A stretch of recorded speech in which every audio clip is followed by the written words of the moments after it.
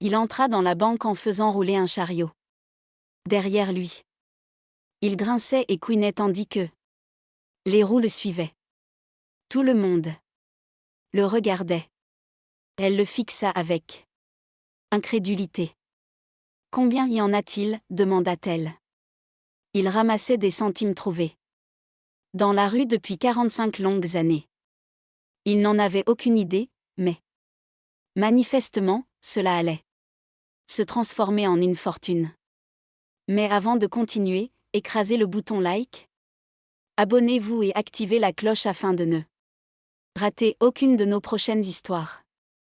Oder Anders, âgé de 73 ans, travaillait comme superviseur au conseil scolaire de Jackson.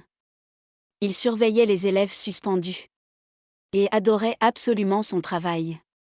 Et les enfants semblaient l'aimer aussi. C'était un père de famille, avec une épouse aimante et des enfants, qui soutenaient chacun de ses choix.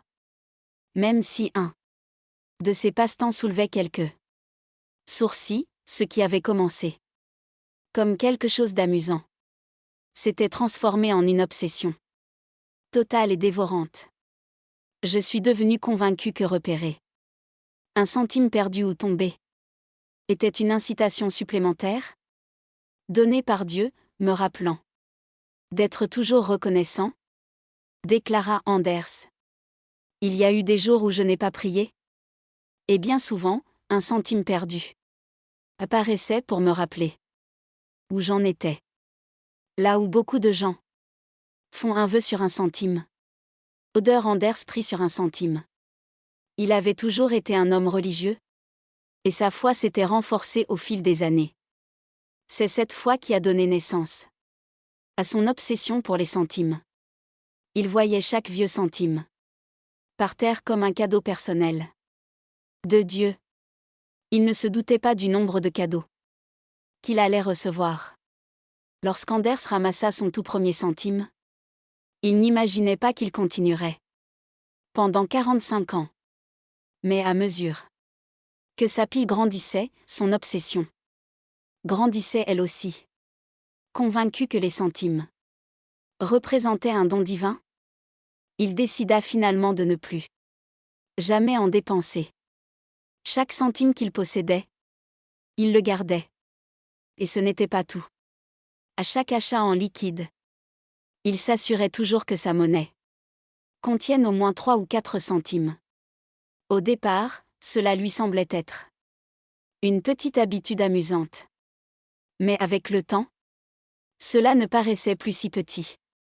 Ses amis et sa famille s'étaient tellement habitués à son comportement qu'ils ne le trouvaient même plus étrange. Mais la quantité qu'il réussit à amasser était stupéfiante. Je ne dépensais jamais un centime. Je cassais un billet d'$1 avant d'en abandonner un seul. C'était un homme en mission. Lorsque ses élèves découvrirent sa fascination étrange, ils voulurent l'aider. Il venait souvent en classe avec des poignées de centimes pour les lui donner. Mais Anders avait des principes. Je n'ai jamais autorisé personne, pas même ma femme ou mes enfants, à me donner des centimes. Sans compensation, dit-il. Anders continua à collecter ses centimes pendant 45 ans jusqu'à remplir 15 bidons en plastique de 5 gallons. Il y en avait trop pour les compter. Alors il ne pouvait qu'estimer qu'il possédait des centaines de milliers de centimes. En réalité, il n'en avait aucune idée. Mais il allait bientôt le découvrir. Au fil des années, il continua jusqu'à remplir 15 bidons de 5 gallons. Uniquement de centimes. Il aurait continué encore longtemps s'il n'avait pas rencontré un problème lors du renouvellement de son assurance habitation. Un problème qui le dévasta.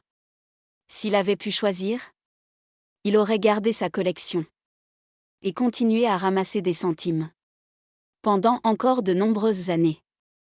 Mais la vie lui réservait une surprise. Étant donné la valeur potentielle de sa collection, il avait voulu la faire couvrir par son assurance. Mais lors du renouvellement, ils refusèrent. Et ils ne furent pas les seuls. Sa nouvelle assurance habitation ne couvrait pas sa collection de centimes. Il décida donc, à contre-cœur, qu'il était temps d'aller à la banque et d'encaisser son bien le plus précieux. Il n'avait aucune idée de la somme que cela représenterait. Mais en spéculant, il se rappela avoir lu l'histoire d'une collection de pièces qui avait rendu son propriétaire riche. Même si la collection d'Anders contenait surtout des centimes modernes, il est fou de penser que s'il les avait gardés assez longtemps, ils auraient pu valoir une fortune, peut-être même $1 million. C'est ce qui est arrivé au propriétaire d'un centime Lincoln 8 de 1943. Une erreur de fabrication l'a rendu extrêmement précieux, et sa valeur ne cesse d'augmenter. Pourquoi ? On dit depuis longtemps que le temps est la ressource la plus précieuse. Cela est particulièrement vrai dans le monde des pièces, mais seulement pour certaines d'entre elles. Les pièces en métaux précieux, comme l'or, l'argent, le platine, le palladium et même le cuivre, fluctuent en valeur avec le temps, mais deviennent généralement plus précieuses. Ce n'est toutefois pas le cas de toutes les pièces. Celles fabriquées à partir de métaux de base, comme l'aluminium, ont très peu de valeur. Et encore moins si le gouvernement qui les a émises n'existe plus. Alors, qu'en était-il des centimes d'Anders ? De quel côté de la valeur se situait-il ?